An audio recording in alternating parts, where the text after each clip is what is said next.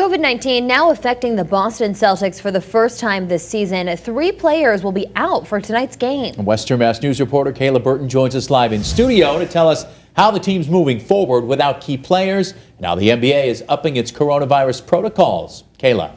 Well, Chris and Jordan, the Celtics front court will be extremely shorthanded against the Washington Wizards in tonight's game, as Tristan Thompson, Time Lord Robert Williams, and Grant Williams have all been ruled out due to COVID issues. Earlier today, officials announced center Robert Williams tested positive for the virus and has been asymptomatic. He'll be out for 7 days, but due to close contact, starting center Tristan Thompson and forward Grant Williams will also be out.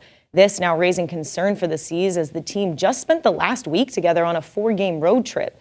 As of the latest reports, of the 498 NBA players tested for COVID, 4 players across the league have tested positive since December the 30th.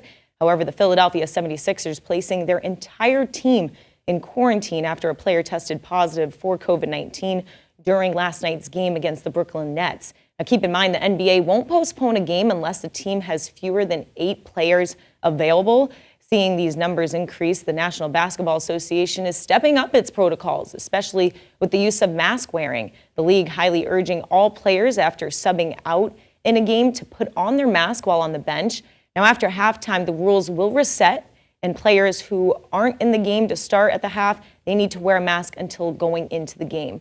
Also being enforced, all players, coaches, and staffers must wear a mask when indoors as well as outside a team setting. Now, the Celtics are scheduled to take on the Wizards at the TD Garden for a 7:30 p.m. tip-off time. And coming up later on Western Mass News at 6 o'clock, we'll hear from members of the UMass men's basketball team about their experience being in Washington, D.C. when the Capitol riot broke out on Wednesday. Live in studio, Kayla Burton, Western Mass News.